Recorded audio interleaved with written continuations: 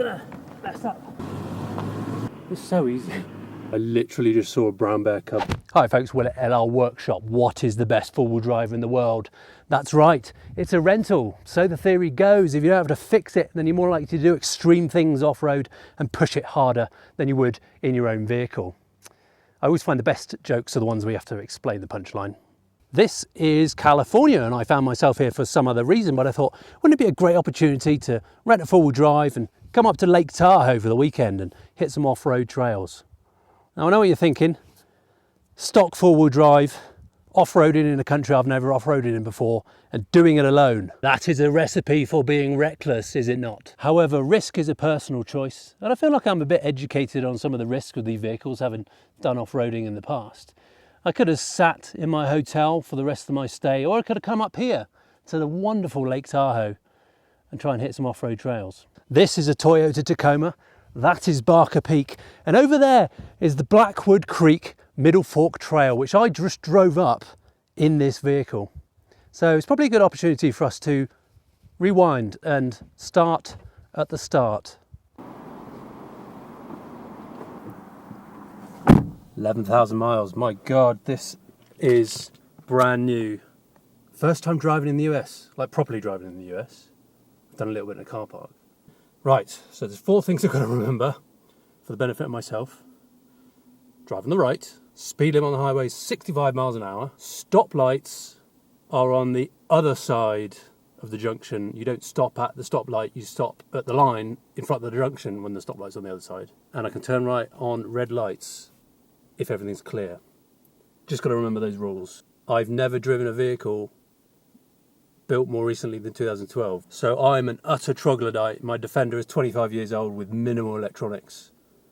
This thing is like the space shuttle.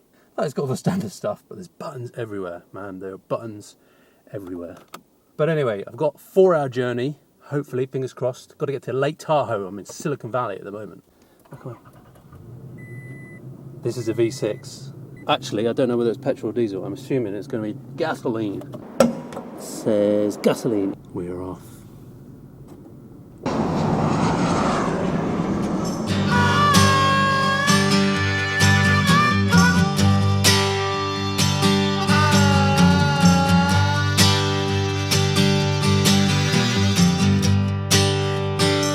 First key things I've noticed about this vehicle that lives up to American stereotypes. The automatic never knows what gear it wants to be in. And the second thing, the suspension is like treacle. It's like lying in some kind of really soft, comfy bed.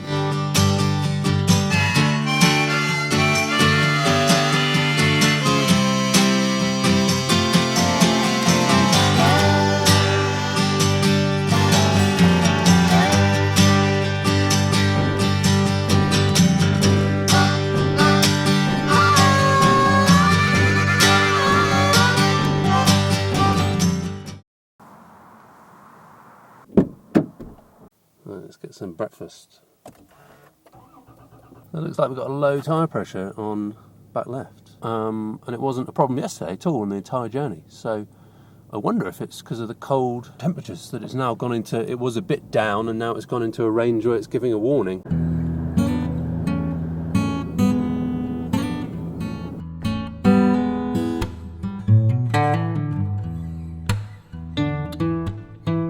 The tyre pressure's risen a bit, 23. The others have risen a bit as well. So it's not dropping, which is a good thing. Which leads me on to the kind of risks that I've been thinking about. And I think the biggest risk is tyres in this situation. Now, I'm very glad that it's got actually some branded. They've got Goodyear, Wrangler, all-terrains on there. They're slightly road biased, but I was expecting just like bog standard cheapy road tyres on there. So it's good that they've kind of got some kind of quality. Not the best off-road tyres, but they've at least got some kind of credibility in my eyes. Gives me a bit of confidence. But certainly, airing down or not airing down, I'm not going to air down in this situation because I'm doing more road driving. It's a faff to try and air up the tyres, or I'm probably going to have to get air put in that eventually. I'm not going to air down. Lower tyre pressures will... Yeah, I just don't want to mess around with that on a vehicle that I'm very unfamiliar with. So, plus airing down, greater risk of sidewall damage. And that's really...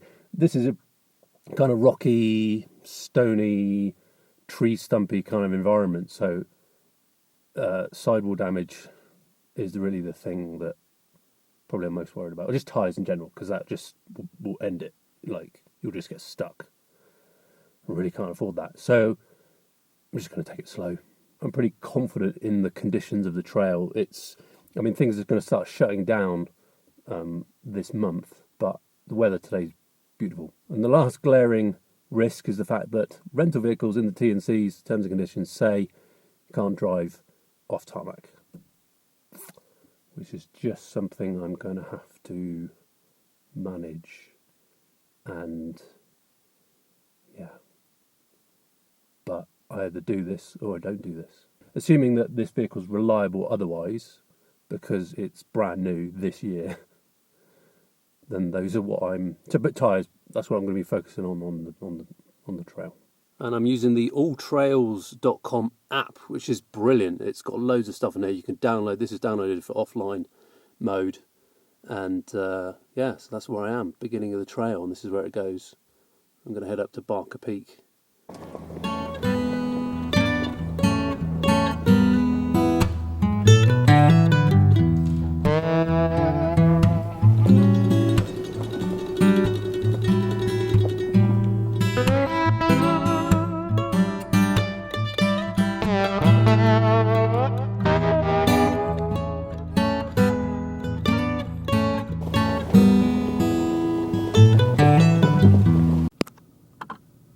That wasn't on camera. I literally just saw a brown bear cub run across the trail.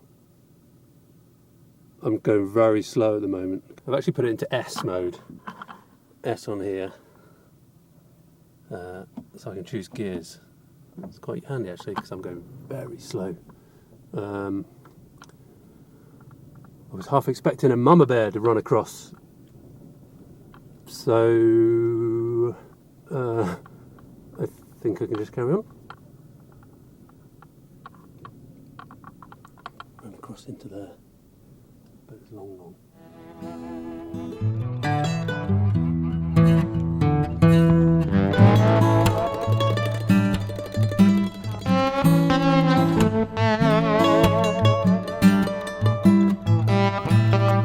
So far, the trail's been easy. That was last words, but yeah, it's in two-wheel drive mode. It's very good condition, but we haven't even got to the steep bit yet.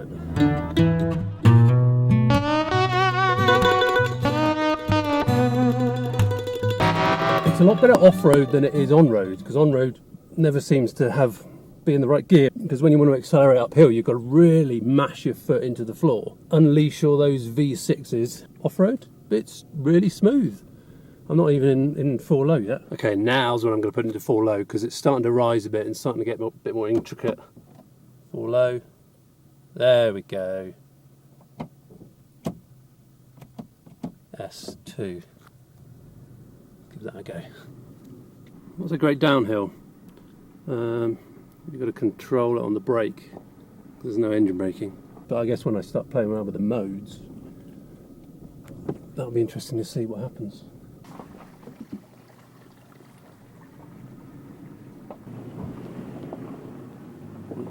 Had a bit of wheel slip there.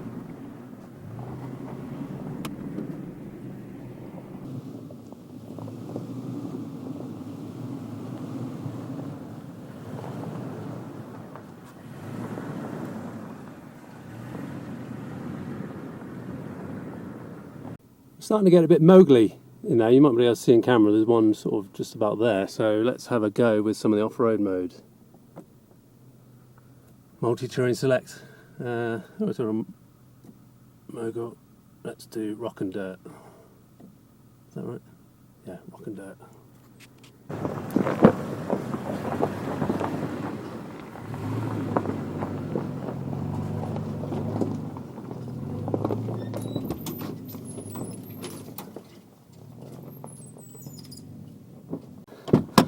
Here's something I haven't come across yet. A boulder. Right. It's gonna mess up the vehicle no matter what. Right, Yeah, starting to go up. Oh, such a gorgeous morning.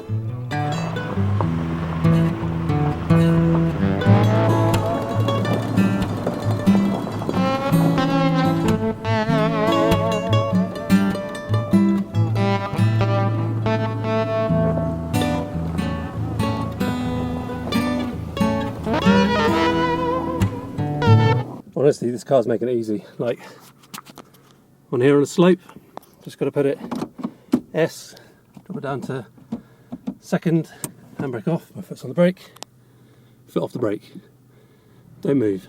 Makes hill starts really easy. Everything about this vehicle is really easy. Like, I put the mirror down so I can see what's happening on that side of the vehicle. I just do it by the knob on here, don't even have to get out. I guess this is the thing about modern four-wheel drives. It's like you don't even need to get out. You're just cocooned in this bubble. You can have the windows up, keep the dust out, aircon on. To some extent, it allows you to focus on the driving and knowing that you can get to the top. Yeah, it's not that it's not fun. I'm just wondering how my Defender would cope with this. Avoid that. Like, I can film and drive at the same time.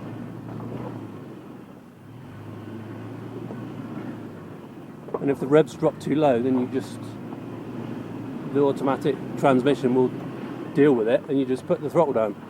It's so easy. It's scarily easy, actually.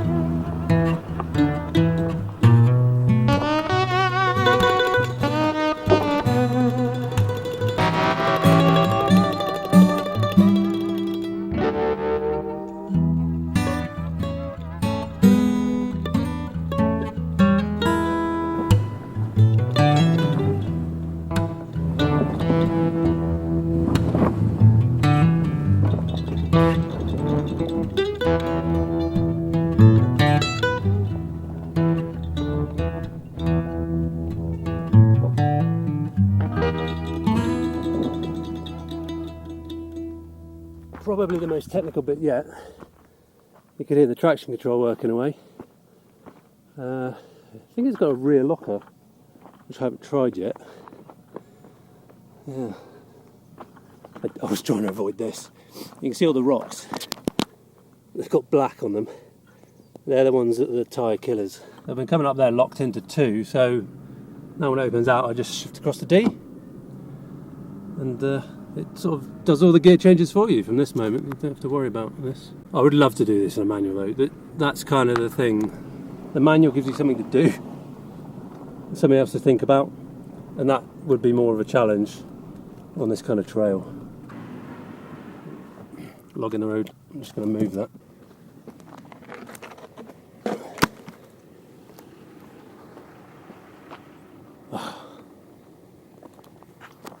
When people say the great outdoors, this is what you mean. America, USA, has defined what the great outdoors means. Look at that.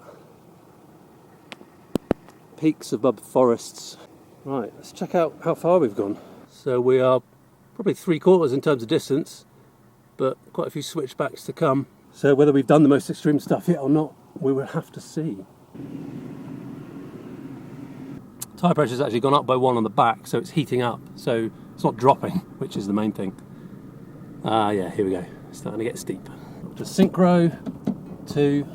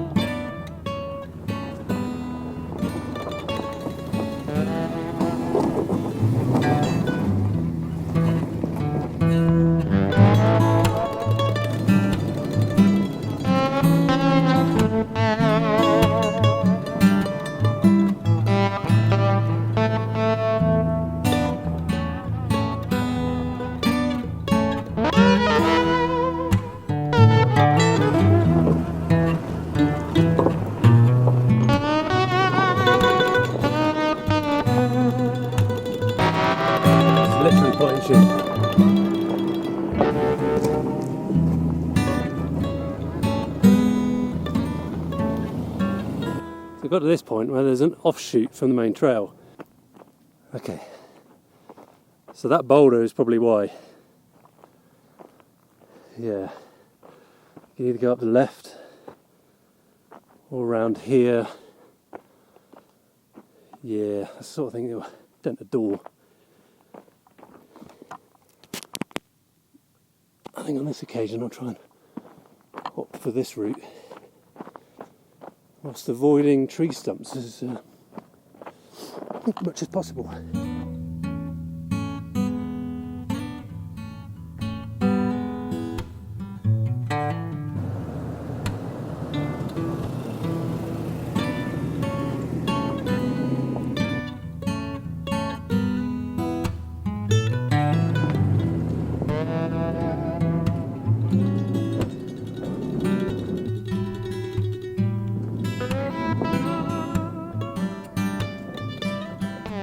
Steepest bit we've done. You can see the lake from here. Oh, there's the lake. Let's look at our pitch. What's that? Up to about 20 degrees. Now this one's going to be interesting. Probably this is the hardest thing that I've come across so far. On why, well, riskiest, put it that way. And why I'm thinking about risk here is because these rocks are pretty sharp.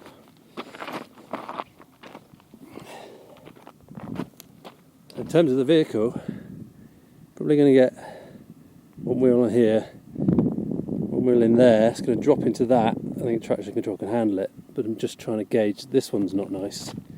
I'm just trying to protect my tyres. It'd be good to have a spotter. That's what you get when you do it by yourself. Okay. And almost at the top, not a whole lot much further to go until we join up back again with the road. Let's give it a go.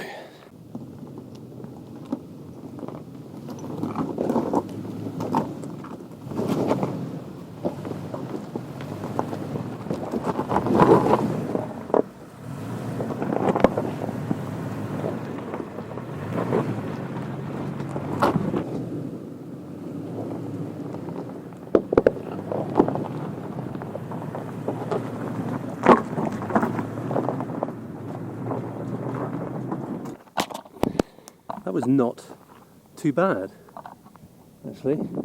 You noticed any difference in the wheel spin, then I had it on mogul mode. If that made a difference, I don't know. Back to rock and dirt.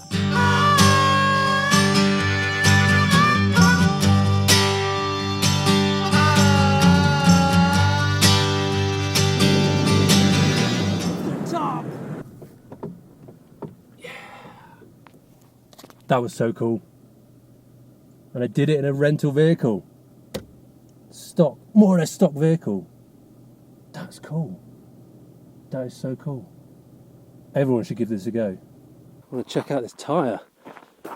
What condition are they in, having done that? What kind of scuffs? Just a scuff, nothing really. Sidewall's looking good. This is the lowest one. It's on about 23 at the moment. It's gone up a bit. Stones. No damage that I can see. Give it a wash. No one would ever know. Now you're probably wondering what this cost. This cost $450 for 3 days for this pickup truck. And that's hiring it in San Jose. The campsite, $22 a night. And for that you basically get pit toilets and running water that smells like sulphur. And fuel is about, in Lake Tahoe, around Lake Tahoe, $7 a gallon, which is about $1.84 per litre, because that's US gallons, which is about probably £1.80 at the moment per litre there.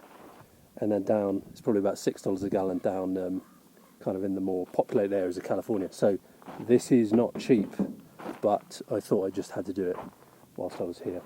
And it's been totally worth it, absolutely totally worth it. This has been great.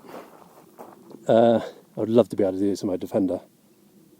Naturally, these things just make it easy. No damage to the paintwork, no damage to the tyres. You judge your own risk from that, but whether you think I've got away with it or whether you think this is just like one of the easiest trails in the area. Like, what the hell were you thinking? Of course you're going to be able to make it, and it was easy. Anyway, I'm sure the comments will let me know. This trail may have been quite tame, because over there is the Rubicon Trail, the infamous Rubicon Trail, which the Jeep Wrangler Rubicon gets its name from. That one is pretty epic. You know, it's like a pilgrimage, a rite of passage that every four-wheel driver has to go through. And definitely not going to attempt that one in a rental 4x4, because you need lift kits and 35-inch tyres more than likely. But there's so many trails around here to come and explore. So that was my experience off-roading at the weekend in Lake Tahoe with a rental 4x4. If you've rented a 4x4 and taken it off-roading somewhere other than your home country, then leave a comment below. Give us a thumbs up if you enjoyed this video, and subscribe if you want to see more four-wheel drive / Land Rover videos in the future. I apologise there were no Land Rovers in the video, but it is the US and they're very hard to find. Thanks for watching. Bye for now. Look, it's a Rivian. I've only ever seen those in videos.